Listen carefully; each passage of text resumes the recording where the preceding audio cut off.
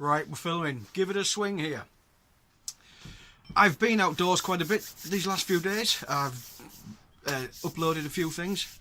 Again, short films just for now. But there's something I'd like to talk about today, and it's actually struck me that I may sound a little bit speaking with some authority on this subject. Now, normally I'm quite modest on things I'm not sure about. For example, I do not call myself a bushcrafter. And as I've said before, my channel isn't about bushcraft particularly. However, one thing I'm very, very sure about is angling and fishing. And I've been fishing since 1977. I first cast a line, and which is for 42 years. And in that time, I've learned to fish in many different scenarios, very different waters, different species. And as I've been getting more and more interested in these bushcraft guys who are out there doing a lot of survival and bushcraft and everything, I noticed a lot of focus on fundamental things, so like fire. We've got to have fire, you've got to light fires, which is brilliant, and you've got to have your shelter, and you've got to means of combustion, which I've already said, and it's very, very concise. And then all too often you hear that I also carry an emergency fishing kit. An emergency fishing kit. Now that opens up a can of worms for me. When I think about an emergency fishing kit, and I got one. It comes in a little box like this with 2 fishing floats, 2 small jigs, a couple of rubber jig bodies, and this spool of line. Very, very thick line. It's so thick. The only way I would expect to catch a fish on this, in let's just say in a small river or a small stream, unless the water was extremely coloured and extremely brown, would be to peg this out at night with a heavy lead on it and a worm, like a night trot line, which is more like a trap than fishing. And so we've got these things here, and of course a jig. How do you apply the jig? You can't cast with a spool of line, you can't cast with it. And the only way to fish a jig is like a spinner. You cast out and then you retrieve it. So it gets a wiggle on, looks like a small fish or insect or whatever. So basically you've got this thing which I would challenge even the most experienced angler to go down and catch a fish. And I'd just like to put things in perspective. And again, I don't mean to be poo-pooing ideas. I don't mean to be too discouraging and negative. I'm just putting a few facts your way that I've learned over many years. So let's take a scenario of your local fishing water, a water that you know real well. You've got the best tackle, the suitable tackle, you know what fish you're after, and you know what bait, and often the optimal time for success. And even then you can blank, which means you don't catch anything. Which puts this in perspective as pretty much useless. Now, let's go right back to basics, because that's where you all start. That's where we have to start with anything new. If you've never fished before, you may have the idea, as many do, which I know personally, people, that all fish are sort of evenly spaced out on the riverbed or the seabed or the lake bed, and they'll just eat anything that comes their way. This is not the case. Fish have particular habits, particular species of fish have different places in the river they lie. The feeding habits are different, what they eat is different. So basically what I'm saying to you, if you have any hope of putting together a little survival fishing kit, you need to learn to fish. You need to learn watercraft, where to look in the river for what type of fish, and what type of bait will this fish eat. It can take many years to learn. But what I've seen with all you bushcrafters, you're really good at going out there and practicing your fire lighting with your flints and everything, and as I've said before, respect to that. But to be serious, if you have any hope of using a fishing survival kit, you've got to learn to fish. And one of the things, which is probably what you know already, most people do, is that Isaac Walton, back in the 1640s, wrote a book, The Complete Angler, and he quoted it. I quote from that book now: study to be quiet. And if you're fishing quiet areas with a little stream coming through, you have to tread carefully, keep your voice down. If you're on your own in a survival situation, that might not be a problem. However, yeah, Tom Hanks in Castaway spoke to himself quite loudly. Him and Wilson, the coconut thing. Yeah, but I digress. So what I'm suggesting is that you have to learn to fish, get some sort of background knowledge on angling, even if it's just going out there and fishing with a standard fishing rod. The other thing I would say about the tackle on most of these survival fishing kits, the line's way too thick. It's like hawser rope for a ship compared to what you need. And what I would suggest to people is start fishing, just a bit of fun. Well, my little compromise, this may seem a bit too big in a bug out situation. It's a 5-foot rod. It's a 5-foot spinning rod.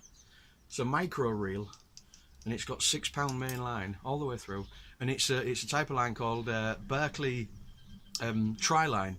Lovely line, nearly invisible in water, and very strong for the diameter. It's now this small little rod, it doesn't weigh much. You can strap that to the side of your rucksack. Now, if you're so weak you can't do that, then you're up shit street anyway, aren't you? And the fundamental thing with angling is the ability to cast. Now, if you were in a situation with your spool of line, a way around that would be to obviously take a big long branch from a tree, and then just whip this to the end, and then put on a hook, and then get whatever bait you've found in the water. We'll go back to baits in a minute, because there are actually quite a few natural baits you can find which do work. A few famous anglers like John Wilson actually had a bit of fun making a fishing rod from a tree branch and then found some slugs. But back to that in a second. My concern with the fishing kits is the lack of casting ability. If you're on a little river and there's a nice pool across the way and you can see a trout's in there, you want to be able to cast to that trout, and that's nearly impossible with the spool of line. And if you're using a tree branch, that might not be long enough. Well, it won't be long enough, I know it won't be. But so I would say you do need the casting ability. That includes a small reel and a small rod. Now, another way of casting, but again, would be to take your beer can, would be to spool the line around there, and then when you cast out the line, which has to be quite heavy for this, then it will come off the spool, off the can, like a spool on a fishing rod. Very, very basic, but it works. Now, even lighter rod I actually discovered were these pen rods. Look at this. This is tiny. But if you match this, look at that little thing, 3 foot long. But if you match that with a small tiny reel, and you can get these with reels. I don't have a reel for this one. I don't know how I came about it. But anyway, you can buy these on Amazon for maybe £12 or £15, and they come with a small reel. Of course, the first thing you have to do is replace the line on the reel, because it will be far too thick. £6, that's what you want, £6. And then you've got a very, very compact, and you can cast a small jig or a small spinner with this. And again, when I say those words to you anglers, you'll know what I'm talking about. But if you've never fished, oh, what is a jig? What is a spinner? Well, but again, look how small that is. And if you have the small micro reel with it, and let's say a box this size and a small micro, that's getting towards an okay survival kit, survival fishing kit. It might weigh more than what you want, but you've got to accept the fact that fish are not as easy to catch as you think. Now, so we've got some form of casting, we've got small rods, we've got the right sort of line for the fish, and of course smaller fish generally are easier to catch than big fish, so we don't want any more than £6 line. We don't want to be wasting hours and hours.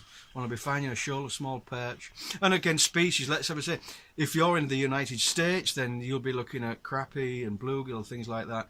I'm in Northern Europe, in Denmark, although I'm English, from the north of England, you may have picked that up by my dialect, but I've lived in Denmark for the last 19 years. And but the thing is, here in Denmark, the fish species are the same as what they are in England, give or take a few species. But other than that, generally speaking, it's the same type of rivers and everything. So what I'm saying there applies. Now, as regards baits, I've spoke about how to cast. You need to cast in order to fish jigs. Well, let's have a look at these. A jig is this. A jig head. There we are. And it's a hook with a lead head. Little eyes on this one, not really necessary. And then you tie on, or you thread on, one of these small rubber baits. And the beauty with these is that they have a lovely action in the water.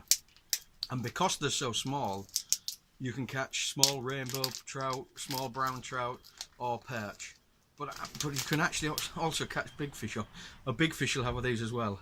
So there's your little lure there. And again, you would cast that out on your fine line so you can cast it out, and then you retrieve it through the water, and that tail wriggles very effectively. So that's the lure fishing. There's also micro spinners, which I've got a couple of. Again, as you can see, I have quite a few of these small boxes. If I want to fish light and I just want to put a bag across my shoulder and wander up the river bank, then I don't take much stuff with me at all. So here we've got a small micro spinner, which again will take trout and perch, and even small jack pike, which of course in America they call northerns. It's a selection of things, and some of these heavier leads. So if there's some deep water and you want to get down with a worm on the bottom, ledger on the bottom, you've got a good heavy lead to get down, and also a good heavy lead to catch farther out. So again, all these are variables. If you're in the US and there's a lot of stocked rainbow trout in the rivers, we don't have them here, stocked rainbow trout. In fact, there's been a massive campaign to remove all rainbow trout from our river systems in order to let the native sea trout, and it's actually worked, have more chance of, purism. But there we are. But if you're in the US, I'm sure one of these won't go amiss in your survival kit. In your fishing survival kit, a little bit of power bait, rainbow trout love it. And of course, I would also say split shot's real good to have. Split shot to cock your fishing floats. I've got some fishing floats here in my. Here we are. I've got the selection of fishing floats here. Again, they're quite simple and. Oh no, I'm gonna drop my hooks. Never mind. And I've also got a lot of hooks, different size hooks. If you're using a big lob worm, you need a big hook, like a size 8 or a 2 or a 1 even. But if you're using smaller baits, like a piece of sweet corn, you need smaller hooks, like a size 16 or a 12 or a 14. But again, this is what I was trying to point out. Was that catching fish is not as simple as people make out or think or presume. I've given some good examples of how very, very clever, good anglers on their local waters can blank. So if you're in a survival situation or you don't know where the water, what's in the water, you're up against it. So what I would say to anybody, if you're seriously considering getting a survival fishing kit with you. Now, if I was in a survival situation, I would choose the fishing stuff because that's what I know best. Trapping, snaring rabbits, I'm not really very good. I don't know if I could do it, but I don't know about angling. So I'd probably focus on that. So anyway, I hope I've covered a few points. If there's any questions, just put a question and I'll try and answer it. And like I say, these were just. It was just an observation, and I thought I'd like to address it. But and I didn't mean to be too disheartening or negative about it. It can be done, but not as easy and in the way most people think. So all I'm saying is, learn to fish, learn your watercraft, get down on the bank, get fishing, learn how to catch a fish. Then you'll have a much better chance when you've made up your survival fishing kit. So. I'll say thank you for watching the vlog. I hope you enjoyed it. I hope there was some. I hope I brought up some points. Of course, as regards angling techniques, I've really skimmed the surface, but maybe given a few good pointers. So I'll just say thank you for watching, click like, and I look forward to making another. In fact, what I might do is make another vlog out in the field or on the riverbank. Not now, the fishing's dead. Yeah, another thing as well, time of year, everything's dead on it just now. Nothing's biting anywhere. So yeah, if you dig a load of worms in a survival situation at this time of year, I wouldn't use them as bait. I would actually boil the worms and eat them. A lot more protein in them. Alright then, thanks for watching, and I'll catch you again. Toodle pip.